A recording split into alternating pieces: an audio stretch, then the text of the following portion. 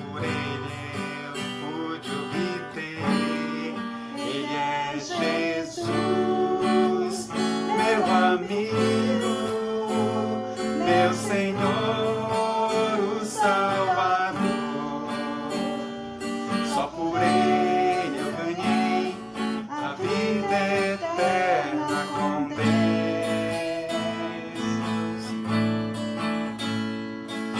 Triste foi sua história, levada à cruz sem pecado algum.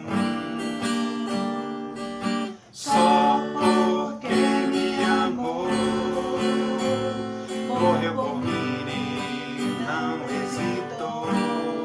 Ele é Jesus, meu amigo, meu Senhor, o Salvador.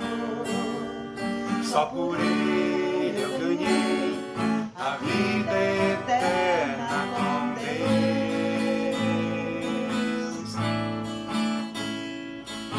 Calmo, sereno e tranquilo, sinto descanso neste viver. Isto devo ao amigo que só por ele eu pude obter. Ele é Jesus, meu amigo, meu Senhor, o Salvador. Só por ele eu ganhei a vida eterna com Deus, com Deus, com Deus.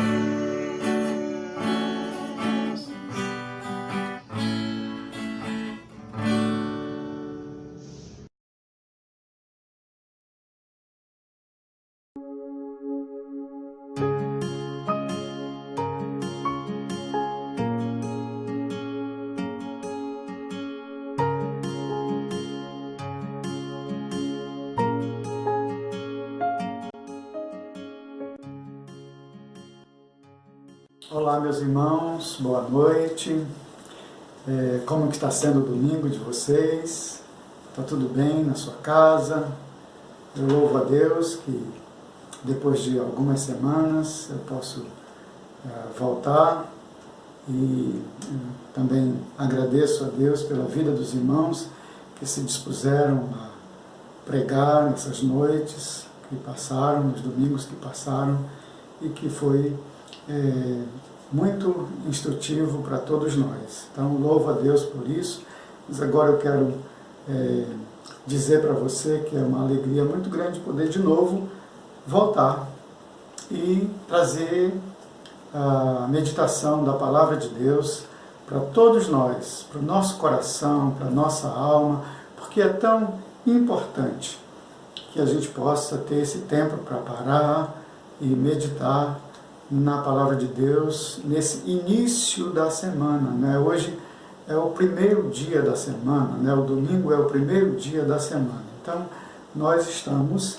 nessa alegria do primeiro dia da semana. Louvamos a Deus também por tudo que está acontecendo na nossa cidade com relação à questão da pandemia, os casos que diminuíram. Também louvamos a Deus por isso. Agradecemos a Deus que já tantas coisas já voltaram, né, retornaram. Então, que o Senhor Deus seja louvado e agradecido por isso, né? Mas nós sabemos que tudo vem realmente de Deus, do Senhor, e Ele que está fazendo todas as coisas que agradam a Ele e que ajudam a cada um de nós. E eu queria nesse momento orar pedindo a bênção de Deus para esse tempo que nós vamos meditar na Palavra de Deus. Sei que você está aí na sua casa, com a sua família, né? Isso é tão bom. Vocês já participaram, né, do culto infantil, que é maravilhoso, participaram da aula da escola bíblica, que é bênção para nós, e agora temos esse tempo para cultuar a Deus juntos. Eu queria orar pedindo a bênção de Deus para nós, para o nosso coração, para a nossa mente, para tudo que vamos meditar, para tudo que vamos ler na Palavra de Deus, que isso fique mesmo assim, gravado no nosso coração, que as lições preciosas de Deus para nós tragam ao nosso coração alento, consolo, alívio, também confronte nossa vida com muitas coisas que podem estar atravancando nossa vida espiritual, e pedimos a Deus então por isso. Então eu queria orar, você pode fechar seus olhos, para a gente orar agora juntos, pedindo que Deus nos abençoe. Pai do céu, muito obrigado que o Senhor tem nos dado a oportunidade de dirigir a nossa palavra aos irmãos que ainda estão em casa. Te louvamos porque tudo indica que, Senhor, em breve nós estaremos juntos no mesmo lugar, tendo a presença de todos e podendo compartilhar com o calor, com a alegria de todos, quando louvamos, quando cultuamos o Senhor, quando estamos juntos, quando podemos olhar uns para os outros e nos sentir reconfortados sempre, consolados sempre com a presença uns dos outros. Por isso, Senhor, nós te louvamos e agradecemos por todas as coisas que o Senhor tem nos dado, que o Senhor tem feito. Eu te louvo pela saúde que o Senhor tem restaurado a muitos irmãos e irmãs. Obrigado, Senhor. E, Pai, nós queremos agora pedir que por Tua graça, Senhor, Tu tragas a palavra do Senhor ao nosso coração, que o Teu Espírito abra nosso entendimento, os nossos olhos, para que possamos ver além da letra aquilo que o Senhor mesmo tem preparado para nós nesta noite, nesse momento, e que sirva mesmo de grande ajuda e aprendizado para todos nós, o que nós vamos ler da Tua palavra.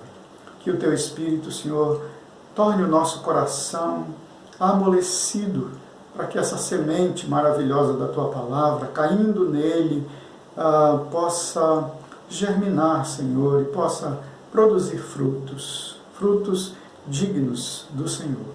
Assim, Deus, abençoa cada pessoa que está participando desse momento, que vai estar meditando na Tua palavra juntamente comigo. Senhor, que de fato o Teu Espírito nos una mesmo nesse momento, a fim de que a bênção do Senhor venha sobre nós, sobre nosso coração, sobre nossa alma, sobre nossa casa, nossa família. Assim nós Te louvamos e Te pedimos em nome de Jesus. Amém. Queridos, eu queria ler na palavra do Senhor hoje um capítulo do Evangelho de João. João, capítulo 21. Se você tiver com a sua Bíblia aí aberta, então eu queria ler, queria que, se você puder acompanhar ou na sua Bíblia, ou se aparecer na tela todo o texto, então acompanhe juntamente comigo, porque a narrativa que está escrito aqui é de uma importância muito, muito grande para a nossa vida. Diz assim o texto: depois disto, tornou Jesus a manifestar-se aos discípulos junto do mar de Tiberíades. E foi assim que ele se manifestou. Estavam juntos Simão Pedro, Tomé, chamado Dídimo, Natanael, que era de Caná da Galileia, os filhos de Zebedeu e mais 2 dos seus discípulos. Disse-lhe Simão Pedro: vou pescar. Disseram-lhe os outros: também nós vamos contigo. Saíram e entraram no barco, e naquela noite nada apanharam. Mas, ao clarear da madrugada, estava Jesus na praia. Todavia os discípulos não reconheceram que era ele. Perguntou-lhes Jesus: filhos, tendes aí alguma coisa de comer? Responderam-lhe: não. Então lhes disse: lançai a rede à direita do barco e achareis. Assim fizeram, e já não podiam puxar a rede, tão grande era a quantidade de peixes. Aquele discípulo a quem Jesus amava disse a Pedro: é o Senhor. Simão Pedro, ouvindo que era o Senhor, cingiu-se com sua veste, porque se havia despido, e lançou-se ao mar. Mas os outros discípulos vieram no barquinho, puxando a rede com os peixes, porque não estavam distante da terra, senão quase 200 côvados. Ao saltarem em terra, viram ali umas brasas e em cima peixes, e havia também pão. Disse-lhe Jesus: trazei alguns dos peixes que acabastes de apanhar. Simão Pedro entrou no barco e arrastou a rede para a terra, cheia de 153 grandes peixes. E não obstante serem tantos, a rede não se rompeu. Disse-lhe Jesus: vinde, comei. Nenhum dos discípulos ousava perguntar-lhe: quem és tu? Porque sabiam que era o Senhor. Veio Jesus, tomou o pão e lhes deu, e de igual modo o peixe. E já era esta a terceira vez que Jesus se manifestava aos discípulos depois de ressuscitado dentre os mortos. Depois de terem comido, perguntou Jesus a Simão Pedro: Simão, filho de João, amas-me mais do que estes outros? Ele respondeu: sim, Senhor, tu sabes que te amo. Ele lhe disse: apacenta os meus cordeiros. Tornou a perguntar-lhes pela segunda vez: Simão, filho de João, tu me amas? Ele lhe respondeu: sim, Senhor, tu sabes que te amo. Disse-lhe Jesus: pastoreia as minhas ovelhas. Pela terceira vez, Jesus lhe perguntou: Simão, filho de João, tu me amas? Pedro entristeceu-se por ele lhe ter dito pela terceira vez: tu me amas? E respondeu-lhe: Senhor, tu sabes todas as coisas. Tu sabes que eu te amo. Jesus lhe disse: apacenta as minhas ovelhas. Em verdade te digo que, quando eras mais moço, tu te cingias a ti mesmo e andavas por onde querias. Quando, porém, fores velho, estenderás as mãos e outro te cingirá e te levará para onde não queres. Disse isto para significar com que gênero de morte Pedro havia de glorificar a Deus. Depois de assim falar, acrescentou-lhe: segue-me. Então Pedro, voltando-se, viu que também o ia seguindo o discípulo a quem Jesus amava, o qual na ceia se reclinara sobre o peito de Jesus e perguntara: Senhor, quem é o traidor? Vendo-o, pois, Pedro perguntou a Jesus: e quanto a este? Respondeu-lhe Jesus: se eu quero que ele permaneça até que eu venha, que te importa? Quanto a ti, segue-me. Então se tornou corrente entre os irmãos o dito de que aquele discípulo não morreria.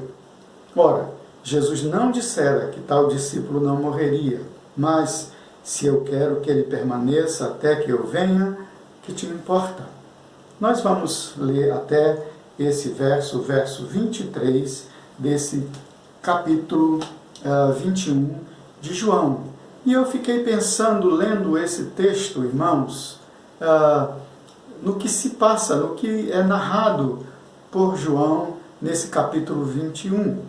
E pensei que podia ser de grande utilidade pensarmos num tema assim: um encontro restaurador.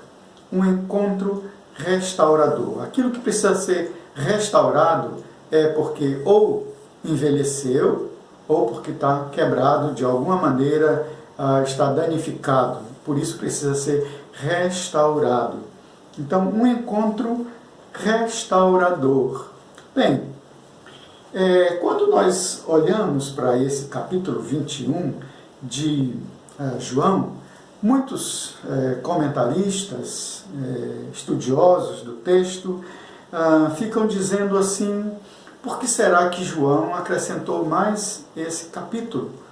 Porque parece que quando nós lemos o capítulo 20, verso 30 e 31, parece que João está encerrando o evangelho ali, porque diz ali o seguinte, versos 30 e 31 do capítulo 20.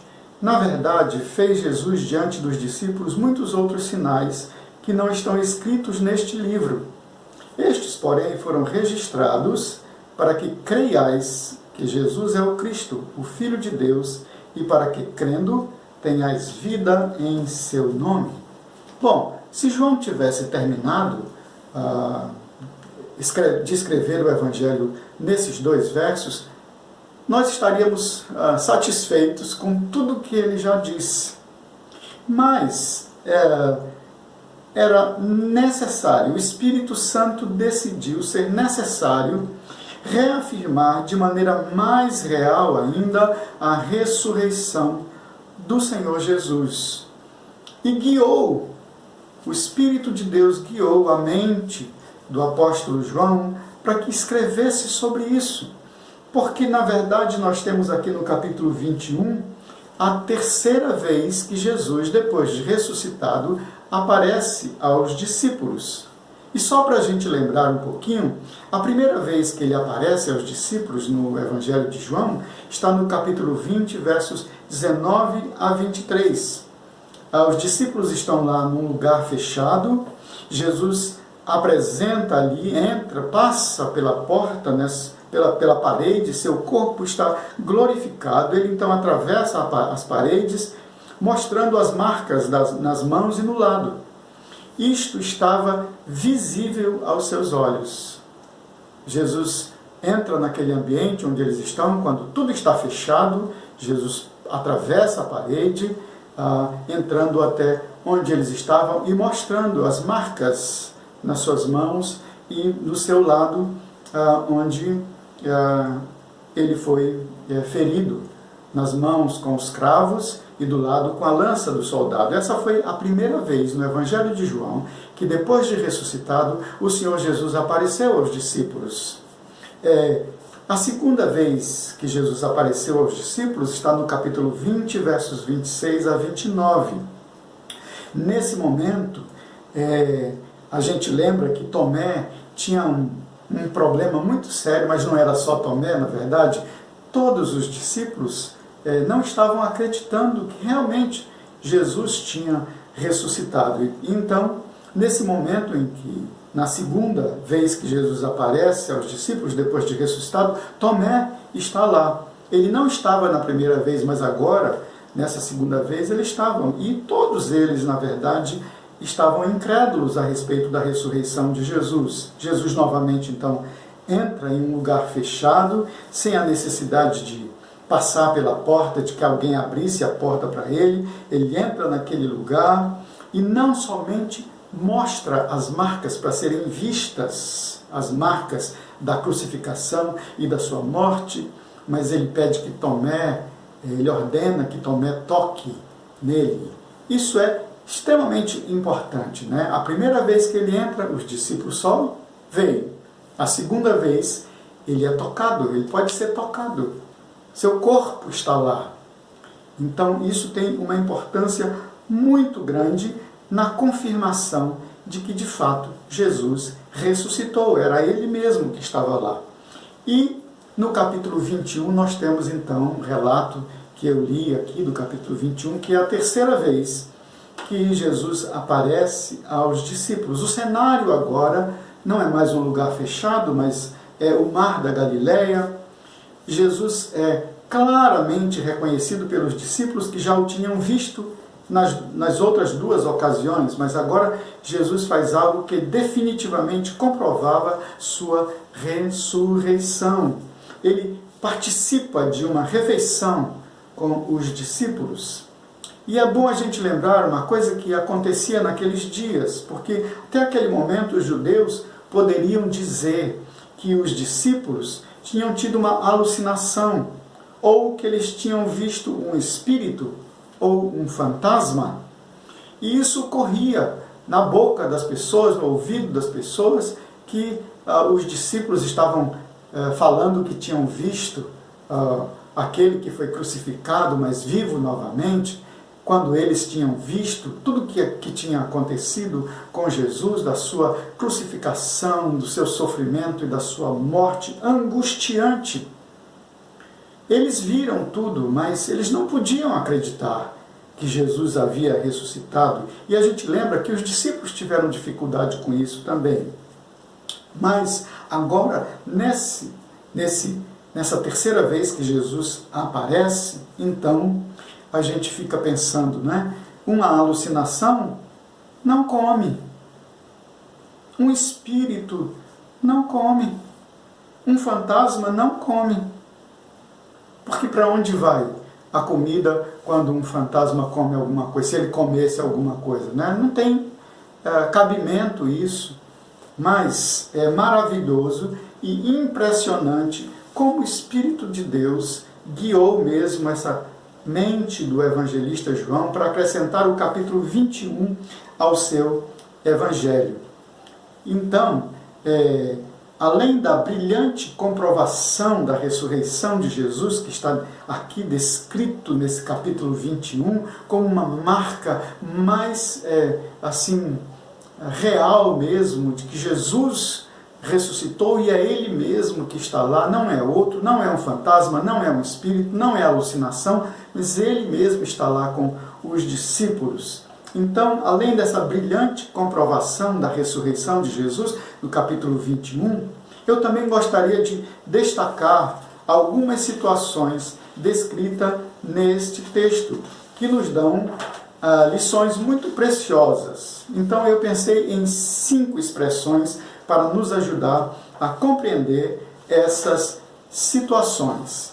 Essas expressões, eu quero que você olhe para elas, que você veja. A primeira expressão é decisão, a segunda expressão é frustração, a terceira expressão é provação, provisão, na verdade, a quarta é reflexão e a quinta, correção. Essas 5 expressões têm um significado muito importante no contexto desse texto do capítulo 21 de João. Então, só para lembrar mais uma vez, decisão, frustração, provisão, reflexão e correção.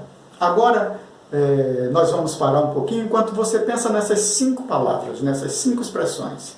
E a gente vai dar uma parada para a gente cantar, louvar a Deus e depois nós vamos retornar continuando nesse capítulo 21, porque tem lições aqui maravilhosas, preciosas para todos nós. Então, que o Senhor encha nosso coração de gozo agora, de alegria, enquanto louvamos ao Senhor.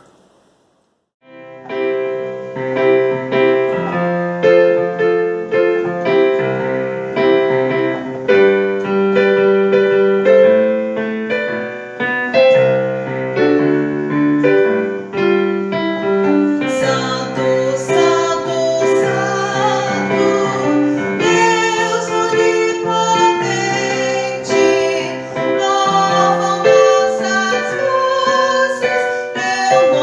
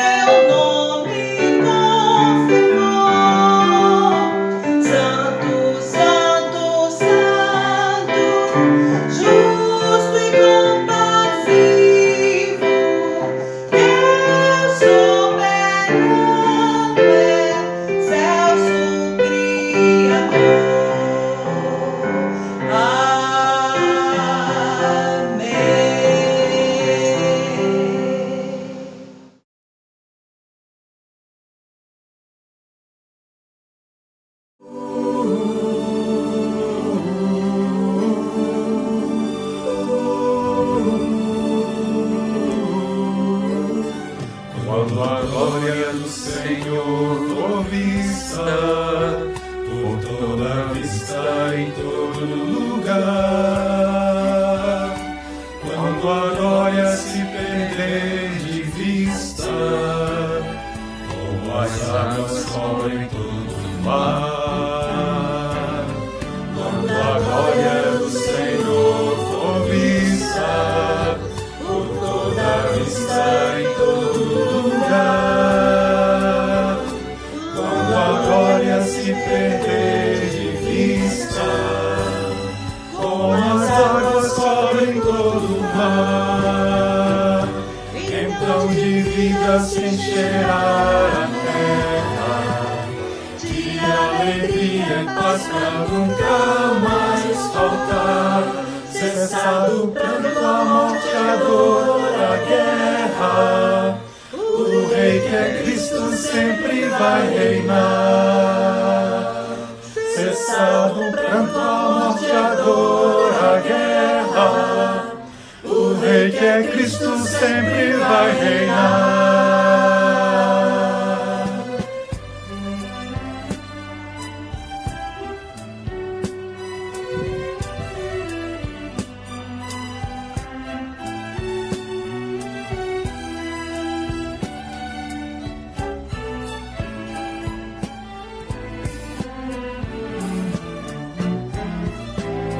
Quando a glória do Senhor for vista, por toda vista em todo lugar. Quando a glória se perder de vista, como as águas cobrem todo o mar, então de vida se encherá a terra, de alegria e paz pra nunca mais faltar. cessado o pranto, a morte, a dor, a guerra, o Rei que é Cristo sempre vai reinar. Cessado o pranto, a morte, a dor, a guerra, o Rei que é Cristo sempre vai reinar.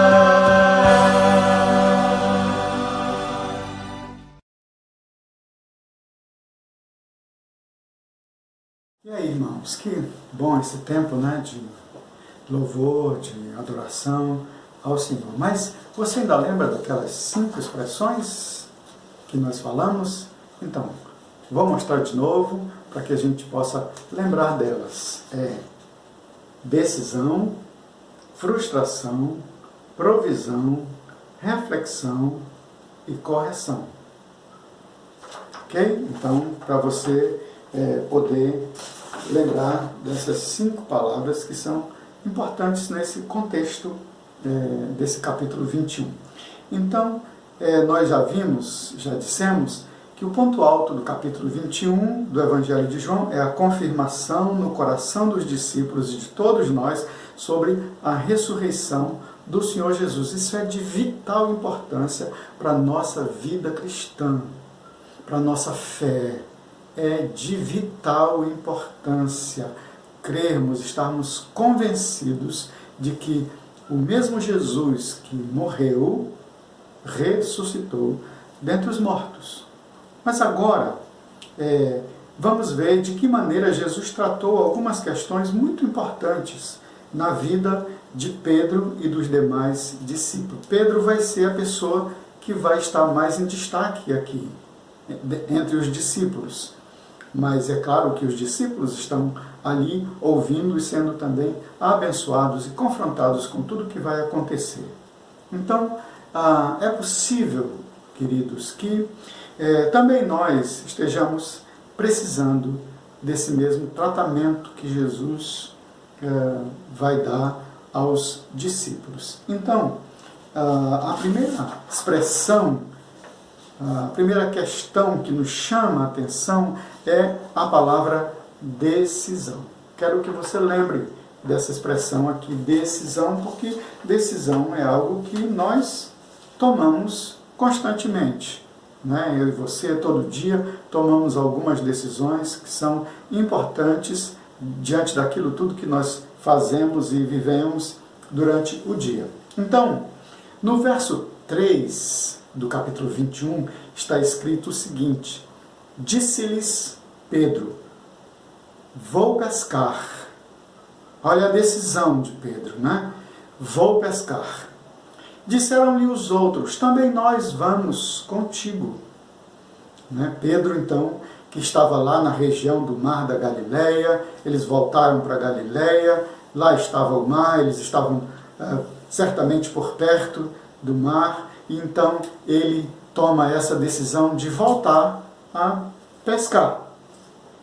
7 discípulos, né, estão nessa cena. Quando Pedro diz vou pescar, os demais, os 6 discípulos, também dizem imediatamente nós vamos contigo. Pedro vai encabeçar essa turma aí que vai pescar. Pescar é uma coisa maravilhosa, né? Eu não tenho paciência de pescar, mas pescar é um negócio que desestressa mesmo a gente, porque a gente conversa, brinca, e pescar é sempre uma coisa boa, mas claro que para o pescador, pescar não é simplesmente um lazer, é uma necessidade. Né? Então Pedro toma essa decisão e leva consigo outros 6 discípulos para pescar. Pedro parece não ter resistido ao fato de que Jesus não estaria mais com eles. As lembranças do seu tempo de pescador, do trabalho e do sustento que tinham com a pescaria.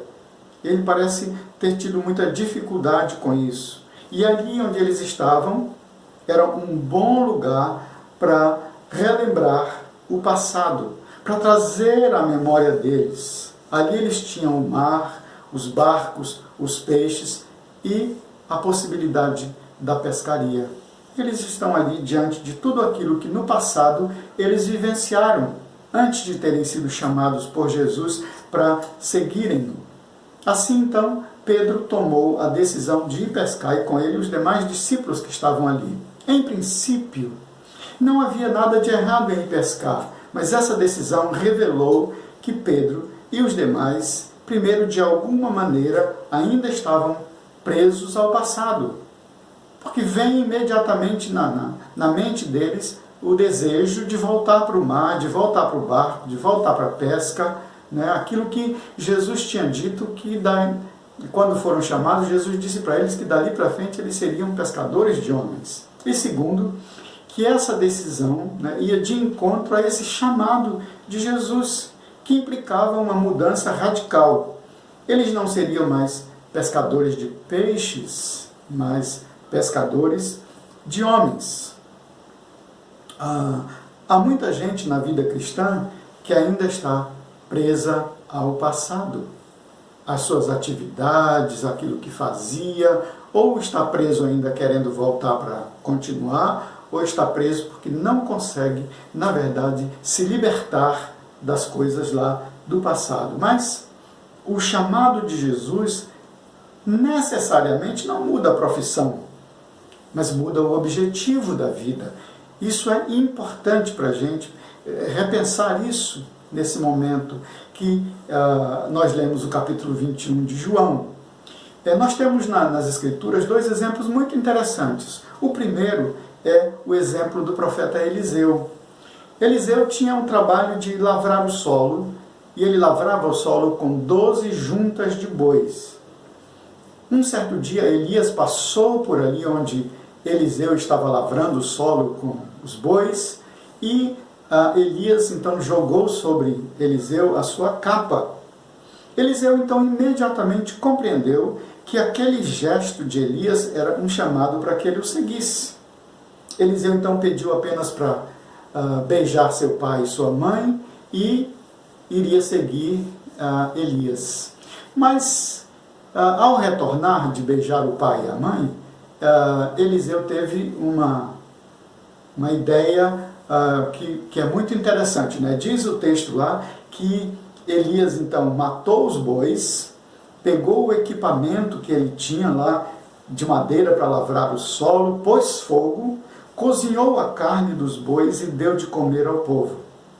É muito interessante isso, porque Eliseu se desfaz de tudo aquilo, corta mesmo a relação com aquele trabalho, com aquele passado, ele vai agora seguir o profeta Elias.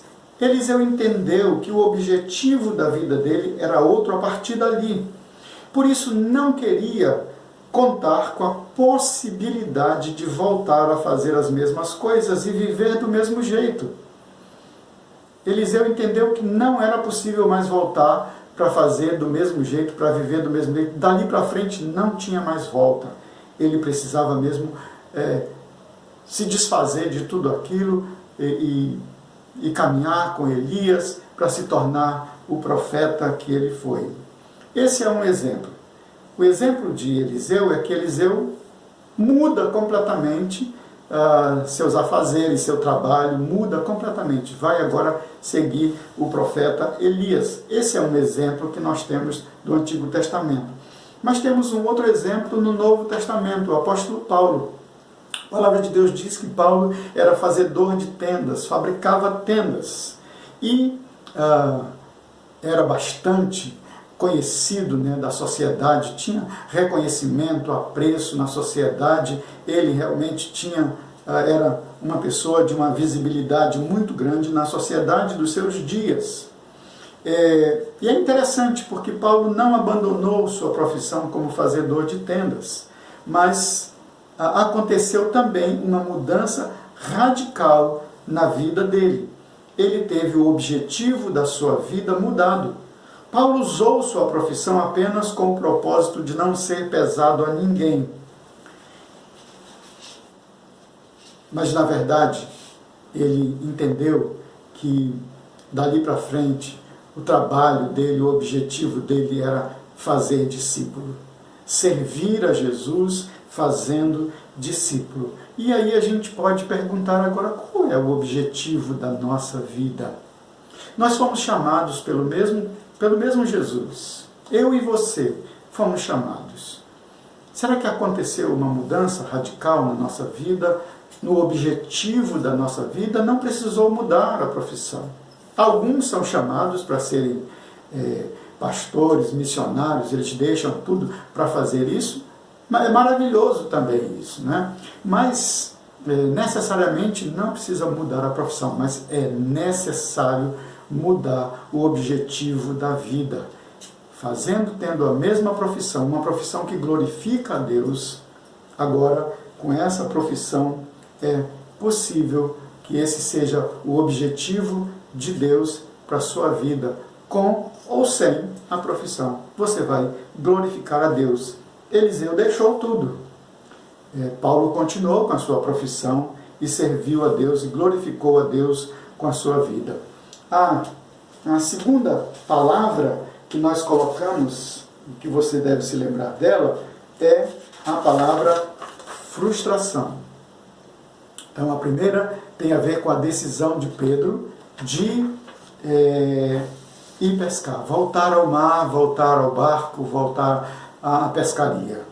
Agora nós temos uma segunda questão que chama a nossa atenção, que é frustração. Por que frustração, né? Final do verso 3 e versos 4 e 5 está escrito o seguinte: depois da decisão de ir pescar, diz assim o texto: saíram e entraram no barco, e naquela noite nada apanharam. Mas ao clarear da madrugada estava Jesus na praia. Todavia os discípulos não reconheceram que era ele.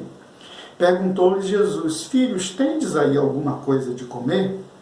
Responderam-lhe: não tinham apanhado absolutamente nada. Passaram uma noite toda no mar, sem conseguir pegar nenhum peixe sequer. Isso não era uma situação incomum. Algumas pescarias, os pescadores não conseguem pegar peixes, né? Não era alguma situação incomum, mas para pescadores acostumados a grandes pescarias, e eles eram pescadores de profissão, era frustrante voltar à praia sem nenhum peixe. A gente lembra que frustração é um sentimento de decepção consigo mesmo, por não ter conseguido conquistar algo que lhe parecia ser tão fácil, né? Parecia ser tão fácil. Eles estavam acostumados a sair, pegar peixe e voltar. Isso era fácil, fazia parte da vida deles. Você já experimentou na sua vida alguma frustração? Mas decepções, perdas e frustrações podem ter um efeito positivo sobre nós, porque nos ajudam a descobrir nossas fraquezas, nossas fragilidades e nossa incapacidade de conquistar tudo o que queremos. Sabe, nós vivemos no meio de uma geração que não consegue mais sobreviver com uma perda, né, com uma frustração. Uma sociedade que está ensinando os seus filhos que eles podem ter tudo o que eles querem. Isso não é verdade. Nós precisamos mesmo experimentar algumas frustrações, algumas perdas, porque é necessário que a gente saiba como reagir nesses momentos, né? E isso nos faz ver que nós somos frágeis, fracos, que nós não conseguimos tudo que nós queremos e não temos tudo que nós queremos. Isso é impossível, mas parece que os pais dessa geração querem que seus filhos não tenham a menor ideia de uma perda, de uma frustração, de uma tristeza, não.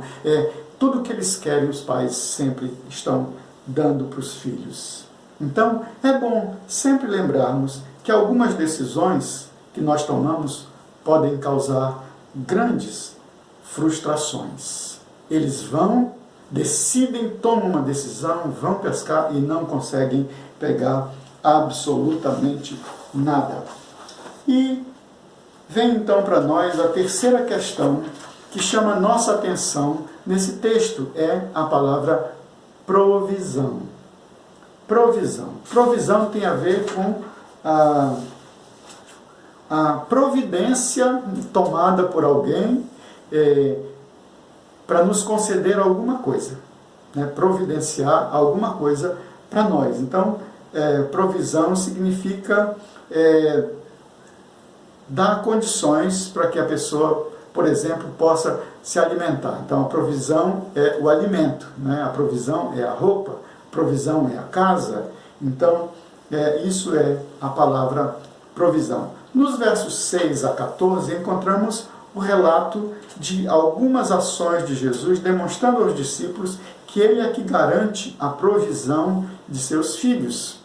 Muitas vezes nos esquecemos disso e pensamos que garantimos nosso sustento simplesmente porque trabalhamos, nos esforçamos, acordamos cedo e dormimos tarde. Pensamos que é isso que nos dá a certeza que a gente vai ter todas as coisas, vai ter alimento, vai ter tudo que a gente imagina que devemos ter.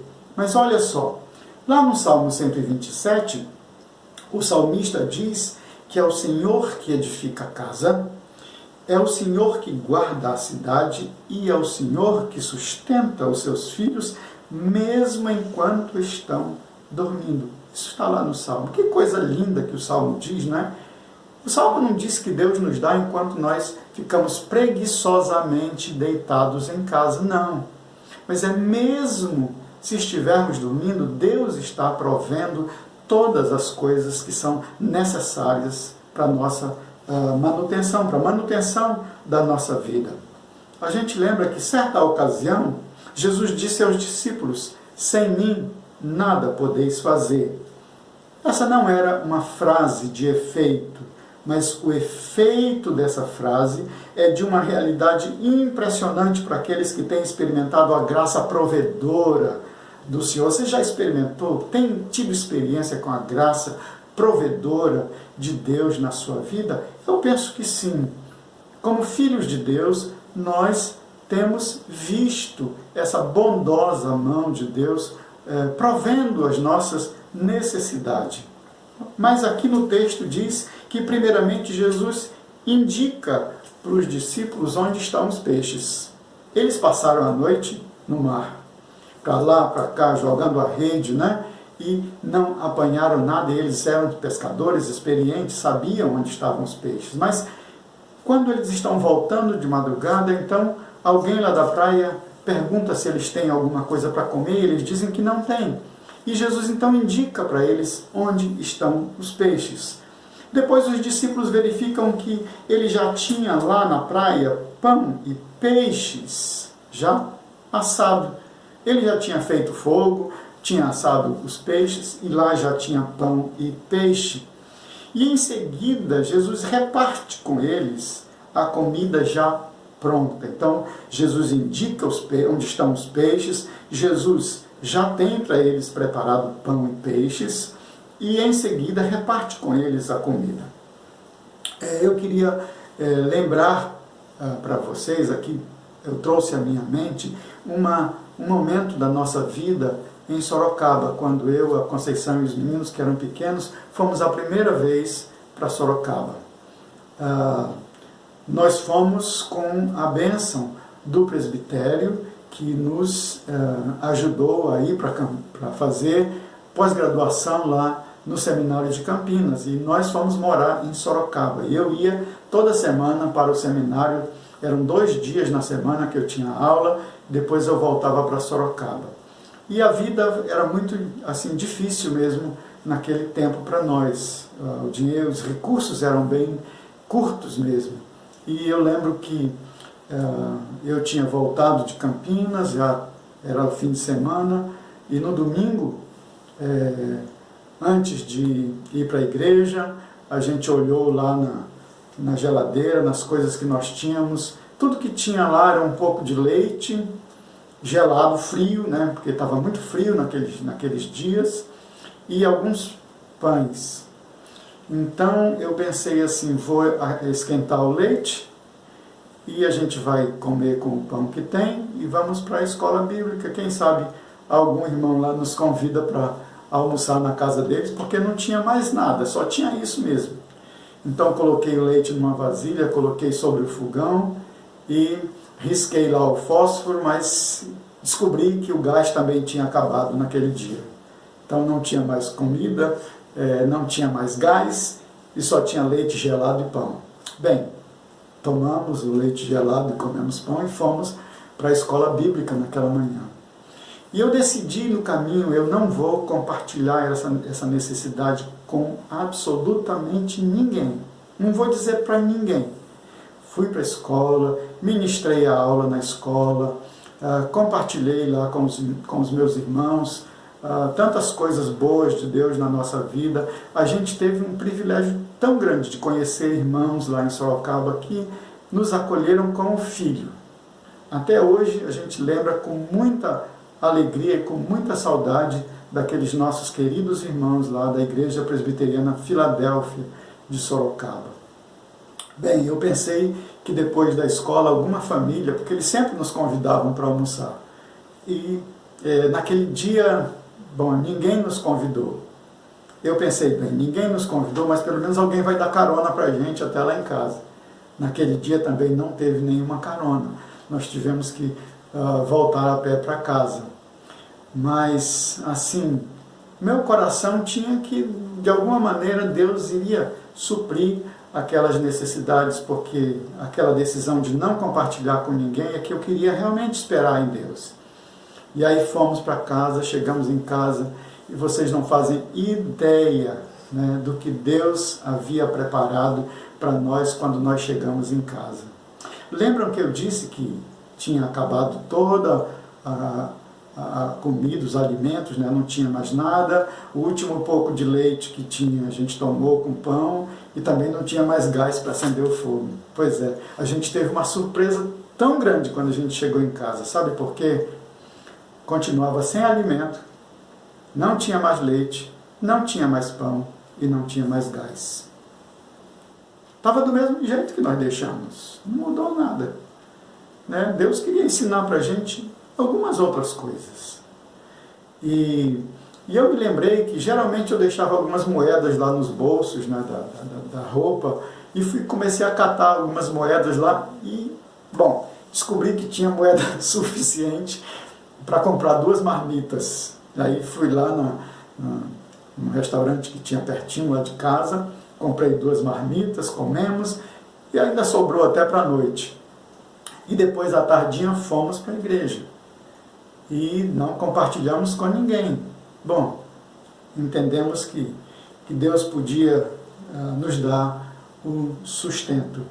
Fomos para a igreja à noite, aí os irmãos lá foram nos deixar em casa, nos deram carona, e chegamos em casa, comemos o restante da comida que tinha na marmita e fomos dormir. E durante a semana Deus providenciou, recebemos, bênção de Deus, chegou a oferta, chegou o dinheiro do presbitério, a gente pôde comprar mantimento. Mas o sustento daquele dia estava providenciado. Nós não ficamos com fome. Deus supriu, Ele providenciou, essa é a graça providencial mesmo, a graça que providencia aquilo que é necessário para as nossas necessidades. Sabe, queridos, o sistema implantado no mundo nos faz pensar que devemos ter para hoje, amanhã, para a semana que vem, para o mês que vem. Nós vivemos nessa rotina de só estamos felizes, alegres, satisfeitos se a gente sabe que tem para hoje, que a gente tem dinheiro para comprar amanhã, que a gente vai ter dinheiro para comprar semana que vem, o mês que vem, às vezes até alguns que já têm dinheiro para comprar o ano que vem. Jesus nos ensinou a orar pedindo do Pai Celeste o pão de cada dia. Não o pão da semana, não o pão do mês, não o pão do ano, mas o pão do dia. Porque isso nos ajuda a confiar e depender de Deus. O mundo tem nos ensinado outra coisa. Depender de nós mesmos. E confiar em nossas economias. É isso que o mundo tem ensinado para nós. Os discípulos puderam experimentar o cuidado provedor de Jesus. Muitas vezes, as facilidades do mundo têm nos impedido de ver a ação provedora de Deus. Por quê? Porque quando não tem nada, a gente tem cartão de crédito, Quando não tem nada, a gente tem cheque especial. Quando não tem nada, a gente pede emprestado. Quando não tem nada, a gente grita, diz que não tem. Mas difícil é esperar a providência de Deus, é confiar na providência de Deus. Houve um tempo, quando eu era criança, muitas vezes, na nossa casa, naquela época era muito difícil o trabalho, emprego era muito difícil, hoje é difícil, imagina naquela época. Meu pai muitas vezes não tinha salário, não tinha emprego, mas às vezes nós olhávamos, eu era criança, olhava para o fogão, não tinha nada, as panelas tudo limpinhas, e eu perguntava da minha mãe, o que a gente vai almoçar hoje? E ela dizia, Deus proverá. E eu não me lembro de nenhum dia que eu fiquei o dia inteiro com fome. Deus, de alguma maneira, providenciava alimento para nós. A palavra da minha mãe, que ela tirou da Bíblia, de alguma maneira confortava nosso coração. Deus proverá, e Deus é mesmo provedor.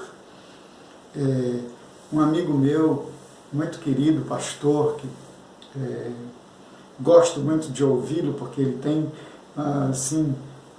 uma habilidade muito grande para comunicar a palavra de Deus. Ele estava um dia pregando sobre um texto e falava exatamente dessas situações. E ele diz, com nossas atitudes, muitas vezes, nós não deixamos Deus ser Deus. Por quê? Porque nós temos sempre algum recurso. Nós recorremos sempre a alguma saída.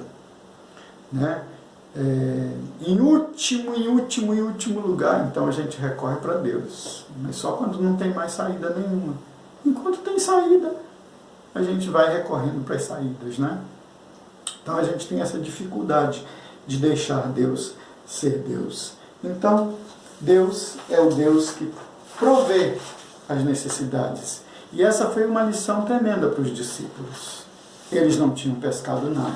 Decidiram voltar a pescar, mas não pegaram nada. Jesus indica onde estão os peixes, já tem peixe assado e pão, os convida para comer. Provisão, provisão de Jesus. É o efeito daquela frase, não a frase de efeito, né, mas o efeito da frase. Sem mim, nada podeis fazer. Ah, se essa palavra tivesse efeito tão grande no nosso coração, né? A quarta questão que nos chama a atenção é a palavra reflexão. Reflexão é essa palavra que eu gostaria de pensar um pouquinho com vocês sobre ela no contexto de João capítulo 21.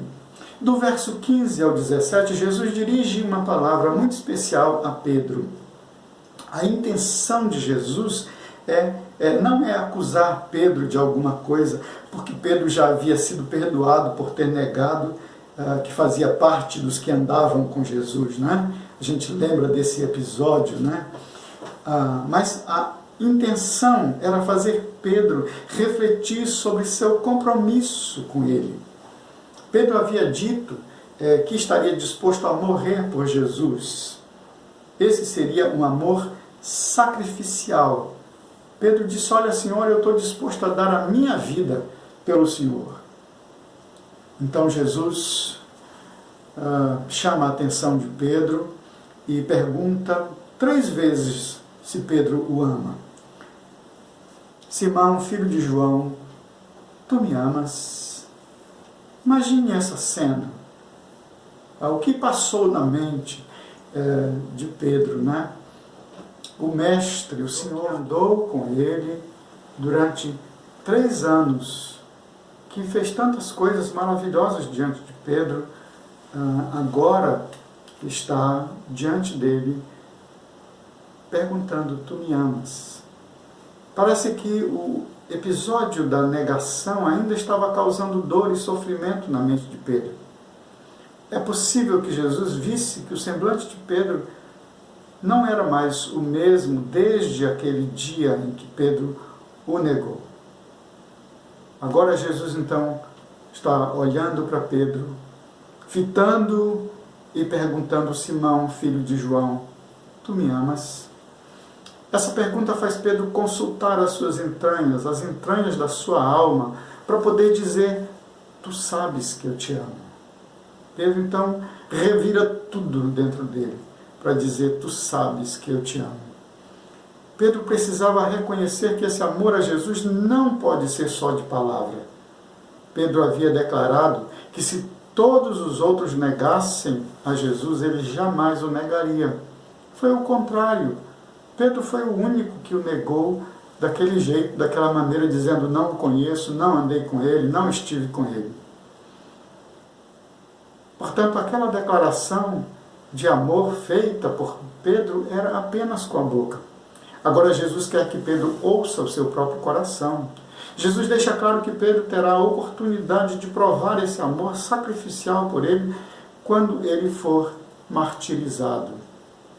Mas tudo o que ele podia fazer naquele momento era demonstrar seu amor a ele, cuidando dos seus irmãos, e segui-lo. Essa era a maneira de Pedro demonstrar seu amor, cuidando das ovelhas de Jesus.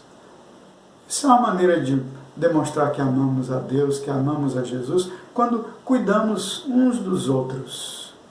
É a boa maneira de dizermos para as pessoas, para o mundo inteiro, que nós amamos a Jesus.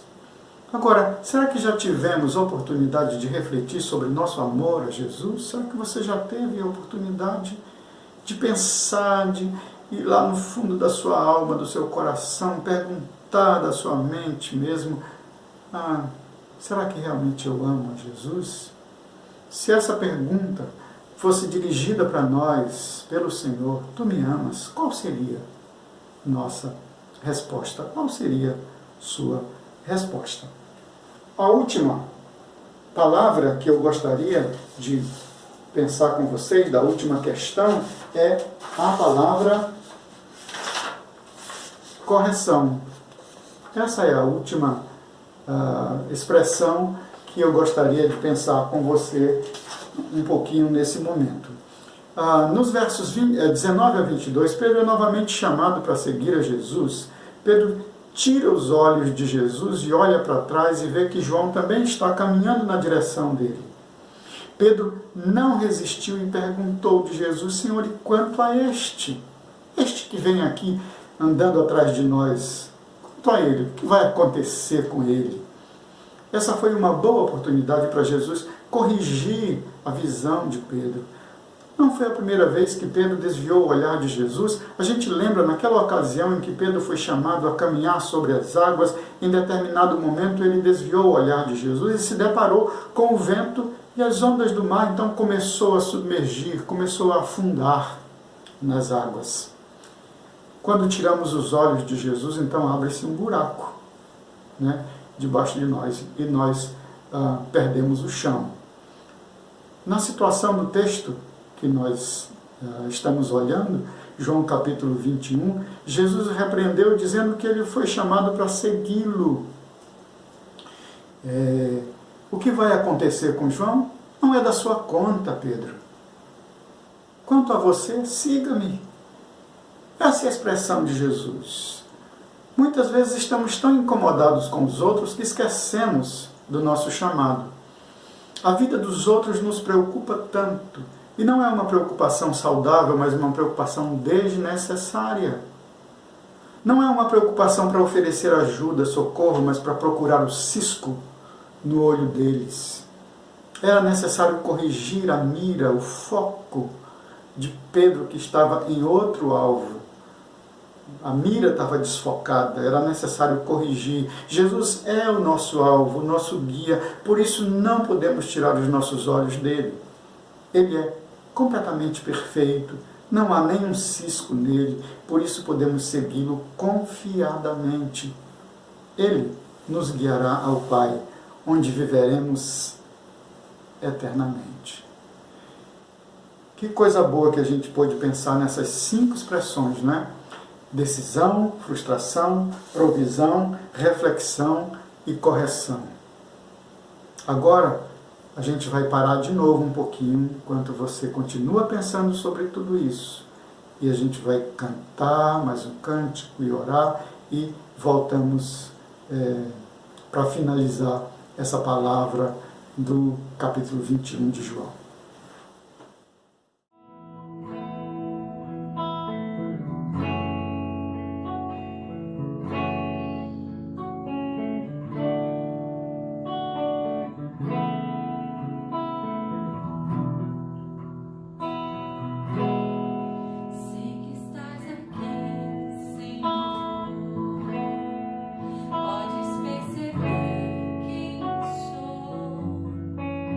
Podes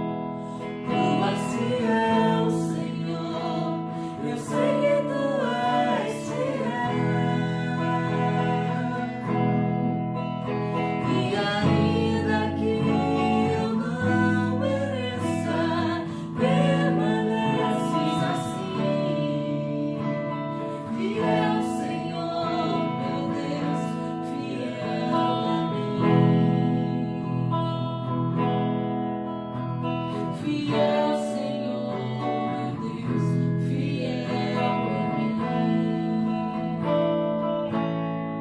A minha oferta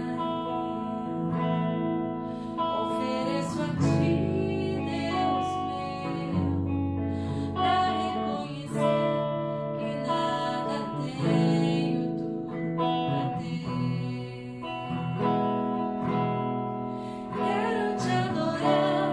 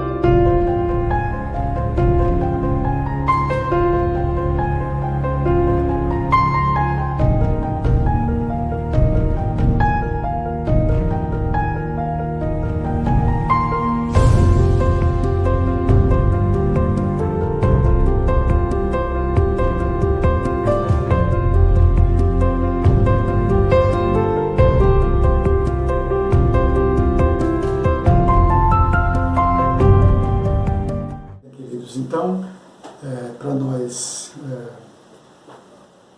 encerrarmos, né, essa meditação do capítulo 21 de João, eu sei que você está acompanhando até aqui, eu espero que você continue mais um pouquinho para a gente fechar aqui o que o Senhor Deus quer falar conosco nesse texto. Então nós vimos até aqui no capítulo 21 do Evangelho de João, dois fatos muito importantes. Primeiro, a necessidade de tornar completamente claro para os discípulos que Jesus ressuscitou dos mortos. Isso era importantíssimo. Segundo, as situações de decisão, frustração, provisão, reflexão e correção, que foram lições preciosas para os discípulos e que são preciosas para nós. Nossas decisões, nossas frustrações, quem é que está realmente provendo as nossas necessidades, que reflexão fazemos do amor que temos a Jesus e talvez nosso foco, nossa mira esteja desfocada, não está exatamente na pessoa de Jesus. Não podemos deixar de mencionar que esse encontro de Jesus com os 7 discípulos, mencionados no início do capítulo 21, e especialmente para Pedro, resultou em restauração para a vida deles. Como é que a gente pode pensar nisso? Aliás, é possível que nesse tempo estejamos muito necessitados de restauração. Mas de outra coisa não falamos, a não ser da restauração dos encontros, do trabalho, das atividades, da saúde, da alegria, da vida social, do tempo de lazer e dos cultos presenciais. Mas nós não podemos esquecer que ainda precisamos de cuidado, que ainda precisamos de máscara, né? Isso é muito necessário ainda. Então não se descuide disso. Mas o que eu estou tentando dizer para você nessa última parte, fechando aqui o capítulo 21, é que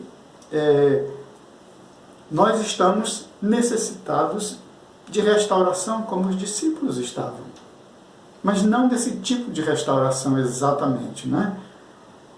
Claro que são necessidades que temos, mas o texto fala de outros tipos de restauração que nós encontramos no capítulo 21. Então, lendo o texto, percebemos que Jesus dá atenção especial a Pedro, mas certamente os demais discípulos também tiveram suas vidas impactadas pelas lições que o Senhor lhes deu, além do tratamento de restauração para a alma deles. Jesus toca em partes essenciais da vida espiritual deles. Esse encontro é restaurador, porque fortaleceu a fé com a certeza da ressurreição de Jesus, resgatou a confiança na providência de Deus, volta de novo a questão: sem mim nada podeis fazer, reafirmou o relacionamento. Tu sabes todas as coisas, tu sabes que eu te amo. Esse relacionamento, né, é reafirmado por Pedro diante de Jesus. Apontou para o compromisso. Se ama Jesus, então cuida uns dos outros. E corrigiu o alvo da vida. Se eu quero que ele permaneça até que eu venha, que te importa? Quanto a ti, segue-me. Meus queridos irmãos, devemos pensar sobre tudo isso na nossa caminhada, na nossa vida. E esse é um chamado que o Senhor faz para todos nós, para a gente parar e refletir nossa relação, nosso compromisso com o Senhor. Talvez seja um bom momento para fazermos isso. Eu louvo a Deus por esse privilégio de podermos meditar nessa palavra de Deus. Eu espero que o Senhor tenha falado profundamente ao seu coração. Eu queria, nesse momento, orar. Antes, lembrando para você que nós estamos preparando tudo o que é necessário para o nosso retorno, em breve. Em breve, se o Senhor Deus quiser, estaremos juntos de novo, né? Cultuando a Deus juntos, mas por enquanto, continue com todos os cuidados, né? Evite aglomeração, parece que está tudo bem já, né? Mas o vírus ainda está por aí, então continue usando máscara, continue com todos esses cuidados, é importante que você continue cuidando, né, para não ser contaminado com o vírus. Então, queridos, nós vamos orar e vamos encerrar esse tempo de meditação da Palavra de Deus. Feche seus olhos para a gente orar. Senhor, obrigado por Tua Palavra. Obrigado que o Senhor nos faz pensar seriamente sobre nossos compromissos com o Senhor e nossa relação com o Senhor. Nós queremos, Deus, te louvar, porque o Senhor tem cuidado de nós, que toda vez que nos encontramos com o Senhor, por meio da Sua palavra, da oração, Senhor, sempre encontramos restauração em Ti. Senhor, que a nossa vida possa, diante do Senhor, nesse momento, nesse exato momento, se há alguma coisa precisando ser reparada, restaurada na nossa vida, Senhor, que o Senhor estenda a Sua mão e que o Senhor ordene que haja restauração na nossa vida espiritual, para a glória e louvor do Teu nome. Senhor, eu peço que o Senhor abençoe cada família, cada pessoa da igreja, cada pessoa que está ouvindo essa palavra, que o Senhor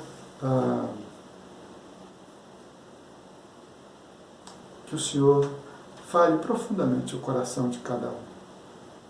Que por esse tempo que podemos compartilhar a Tua palavra e meditar nela, e eu peço, Senhor, que na Sua graça o Senhor esteja abençoando cada pessoa que está assistindo, que está participando desse culto.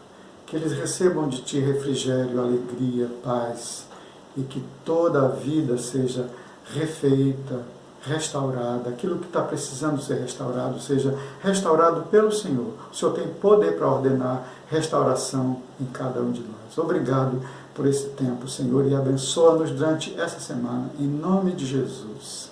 Amém. Agora, tome aquele café delicioso com a sua família, aí na sua casa. Deus abençoe muito a sua vida, querida.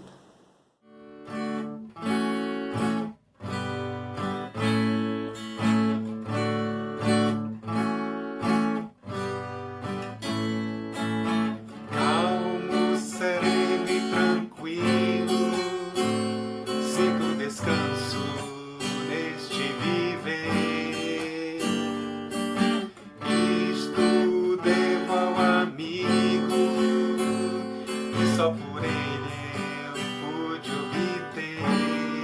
Ele é Jesus, meu amigo, meu Senhor, o Salvador. Só por Ele eu ganhei a vida eterna com Deus.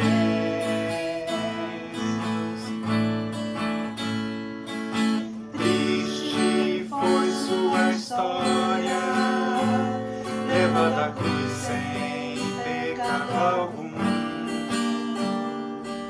só porque me amou, morreu por mim e não hesitou. Ele é Jesus, meu amigo, meu Senhor, o Salvador. Só por Ele eu ganhei a vida eterna com Deus.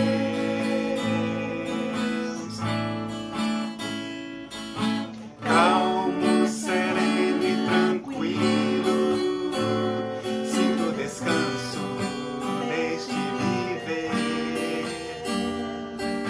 Isto devo ao amigo que só por Ele